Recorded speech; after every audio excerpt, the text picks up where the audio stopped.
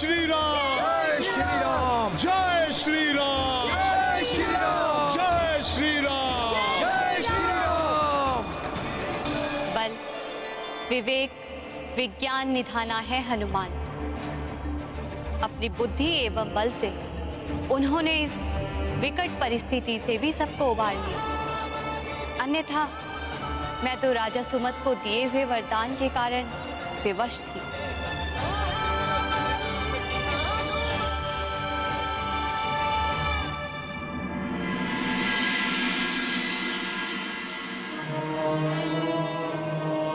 क्या हुआ देवेश्वर, आप चिंतित प्रतीत हो रहे?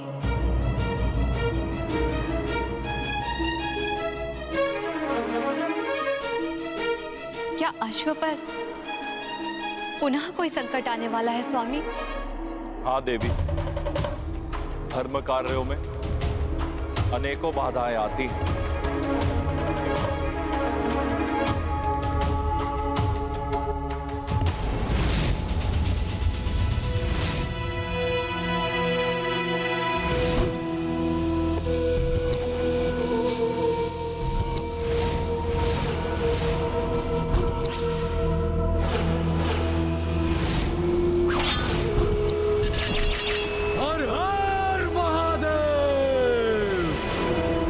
बम बम भोले। मेरे महादेव की कृपा से संपूर्ण देवपुरा में ऐसा कोई भी शक्तिशाली योद्धा नहीं जो मुझे राजा वीरमणि को मल्ल युद्ध में परास्त कर सके। पिताश्री, आपके पुत्र की धमनियों में भी आपका ही रक्त प्रवाहित हो रहा है। आपके प्रताप का अंश मुझे भी प्राप्त हुआ है, अतः भोले शंकर की कृपा मुझ पर भी होगी। आपका कथन सत्य है भ्राता रुक्मांगद। काकाश्री, अब आप सोचिए आपका क्या होगा। पिताश्री का पुत्र होने के कारण भोले शंकर की कृपा मुझ शुभांगद पर अधिक होगी या उनके भ्राता होने के कारण आप पर? शुभांगद, भोले शंकर की कृपा तो भोले शंकर ही जाने। तो हमें आज ये देखना है कि इस मल्ल युद्ध में वीर सिंह के भाई की विजयी होती है या उनके भतीजे की। मल्ल युद्ध आरंभ किया जाए।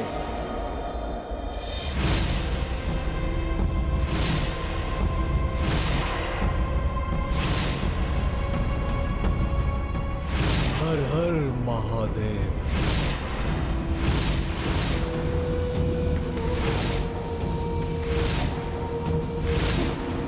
हर हर महादेव।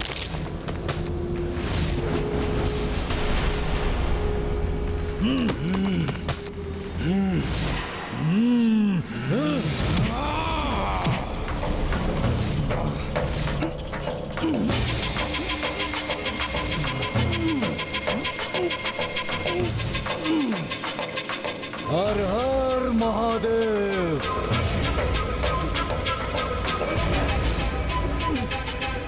हर हर महादेव।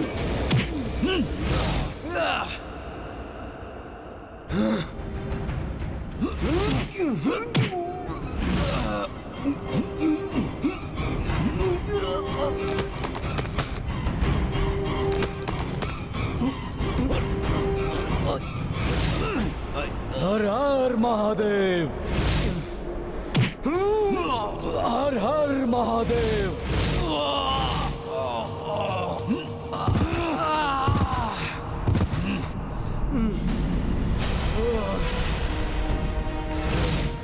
वाह भ्राता वाह। हर हर महादेव। हर हर महादेव। हर हर महादेव। हर हर महादेव। भोले शंकर प्रभु। देखा पुत्रों, भगवान महादेव के भक्त की अस्थियों में अभी भी बहुत बल है।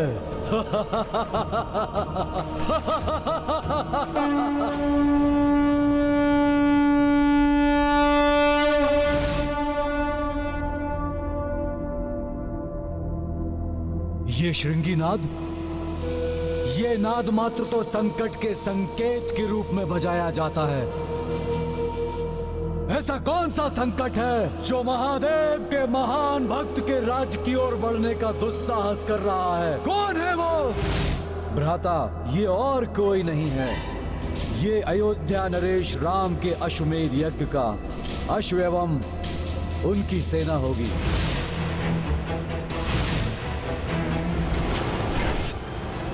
गुप्तचरों ने उनकी इस ओर आने की सूचना दी। काका श्री, ये वही राम है ना जिसे सब नारायण का अवतार मानते हैं? होगा वो नारायण का अवतार, है तो वो नर ही ना। हम भी संहार करता महादेव के परम भक्त हैं। राम हो या परशुराम, हमारे समक्ष कोई भी शक्ति अधिक देर तक टिक नहीं सकती। ये सत्य है भ्राता, किंतु अभी करना क्या है? उस राम की अधीनता स्वीकार करनी है या अपने राज्य की प्रतिष्ठा के लिए उस अश्व को रोकना है? पिताश्री, अश्व को रोकेंगे हम। आज्ञा दे मुझे, मैं उनके अश्व का ऐसा हरण करके आऊंगा कि उन्हें कुछ ज्ञात ही नहीं हो पाएगा। नहीं, वो क्षत्रिय है, महादेव की महाकृपा है हम पर।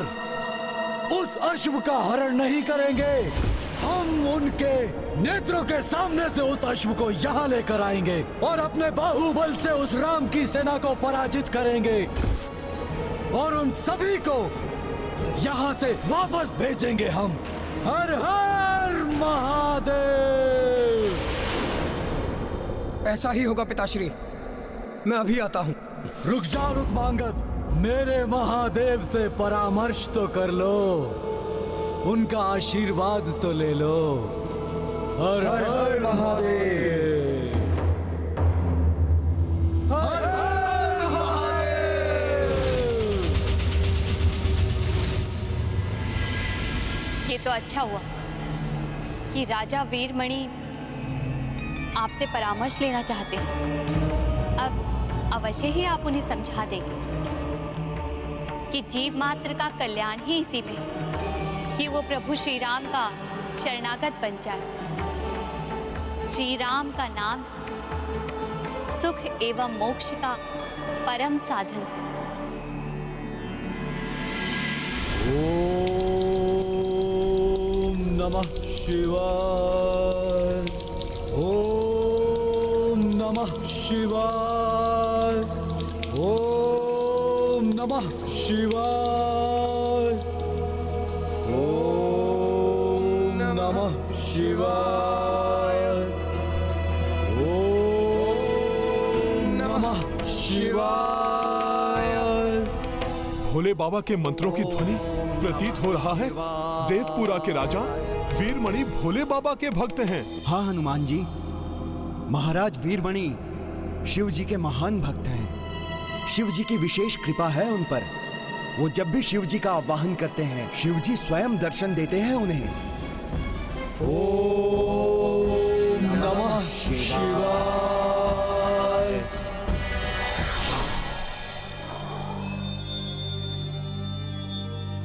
मेरे महादेव, मेरे शिव शंकर भोलेनाथ, हर हर महादेव। हे भोलेनाथ, हर हर महादेव। कल्याण मस्तु। राजन, किस प्रयोजन से तुमने मेरा आह्वान किया? प्रभु, आपका ये भक्त आज तक आपकी कृपा से स्वतंत्र है।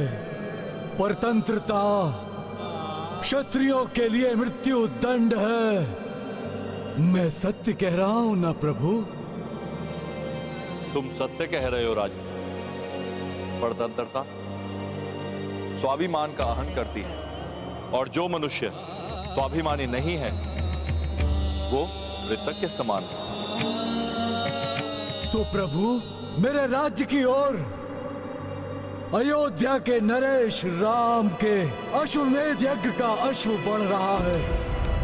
मेरे समक्ष अनायास ही उनकी अधीनता स्वीकार करने की चुनौती आकर खड़ी होने वाली है। किंतु प्रभु, मैं अपने स्वाभिमान को नष्ट नहीं होने दूंगा। मैं उस अश्व को रोककर उनको चुनौती देना चाहता हूं। किंतु उनके इस असीम शिव भक्ति ने उन्हें अहंकारी बना दिया है। इसलिए मुझे आशंका है कि वो प्रभु श्री राम की अधीनता सहज ही स्वीकार नहीं करेंगे। यदि भोले बाबा के महाभक्त महाराज वीरमणि ने प्रभु श्री राम के अश्वमेध यज्ञ के अश्व को रोककर युद्ध करने की इच्छा जताई, फिर तो अनर्थ ही हो जाएगा। मैं अपने स्वाभिमान को नष्ट नहीं होने दूंगा। मैं उस अश्व को रोककर उन्हें चुनौती देना चाहता हूं।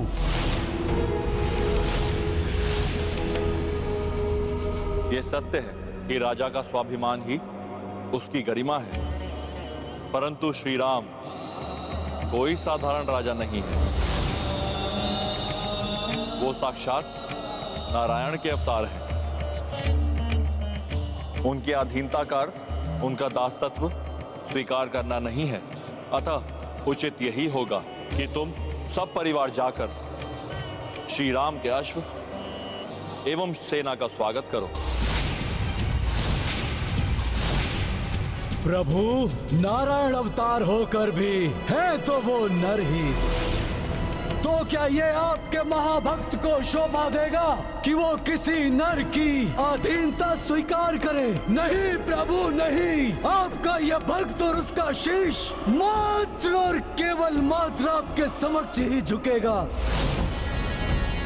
और यदि किसी और के समक्ष झुकेगा तो उसके पूर्व ही मैं अपनी मृत्यु को स्वीकार करना उचित समझूंगा।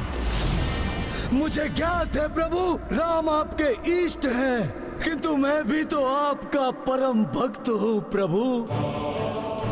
आपकी प्रिय नगरी उज्जैनी में महाकाल वन में वर्षों वर्षों तप करके मैंने आपकी कृपा पाई है।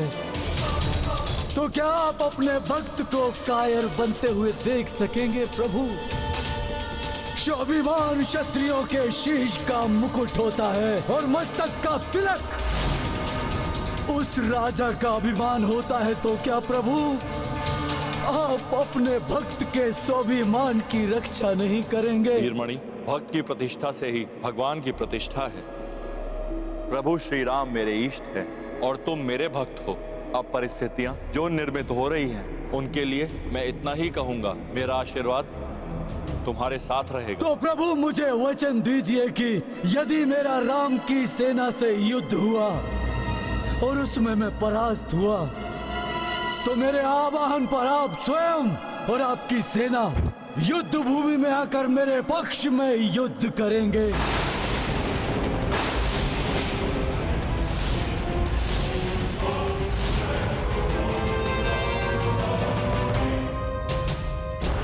मुझे वचन दीजिए प्रभु।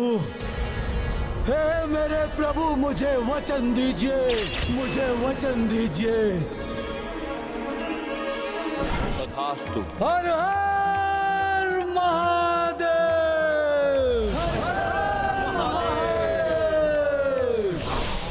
कि देवेश्वर कैसा वचन दे बैठे इस अहंकारी वीरमणि को।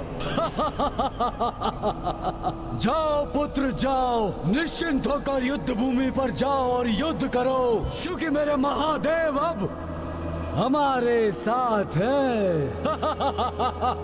हर हर महादेव, हर हर महादेव।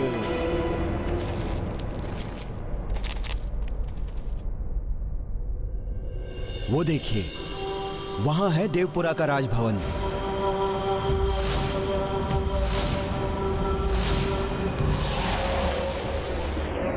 ये विचित्र ध्वनि कहां से उत्पन्न हो रही है?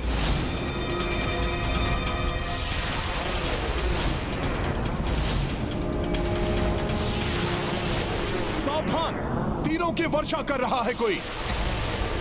इन तीरों से किसी को भी आहत नहीं होने दूंगा मैं।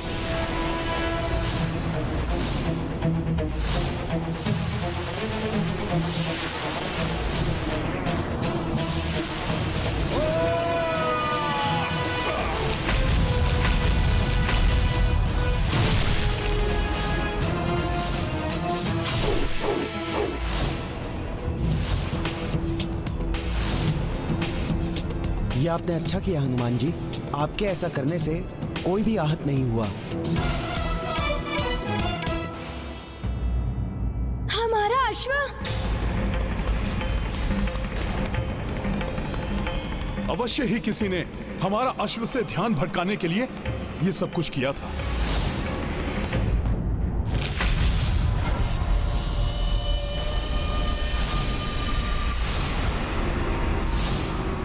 रुक जाओ वहीं सब। अभी अश्व हमारे अधिकार में है।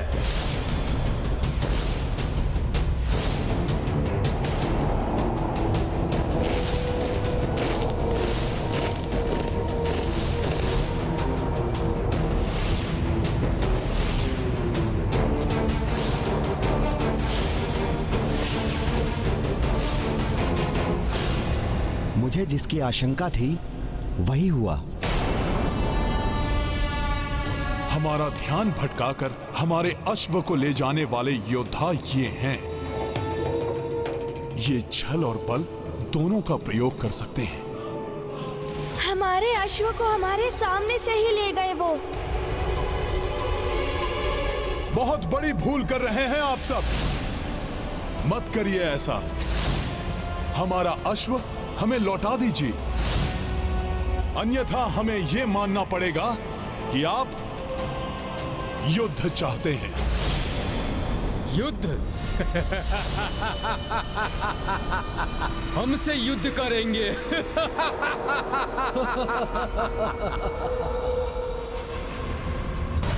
अवश्य भावी युद्ध के लिए आमंत्रण दे रहे हैं। बस सुना है कि भगवान शिव जी के भक्त हैं आप सब। विद्वान भी दिखाई देते हैं, फिर भी ये नहीं जानते कि वीरों का आचरण कैसा होता है। कैसे एक वीर दूसरे वीर का सम्मान करता है। एक बालक हमें वीरता का पाठ पढ़ा रहा है हमसे बड़ा कौन वीर यहाँ? हनुमान जी अतुलित बल के धाम, महानतम योद्धा हैं ये। योद्धा भले ही शत्रु पक्ष का हो, किंतु उसकी वीरता का सम्मान किया जाता है। आप तो इतना भी नहीं जानते कि अश्वमेध यज्ञ के अश्व के साथ कैसा व्यवहार किया जाता है। रुक्मांगद को आचरण सिखाओगे तुम बालक? जाओ जाओ, अभी तो तुम्हारी सीखने की आयु है। जाओ, जाकर किसी के पीछे छुप जाओ। मैं छुप जाऊं? मैं? रुक जाओ पुष्कल। वार्तालाप सदैव युद्ध से श्रेष्ठ होता है। मैं इनसे बात करता हूं।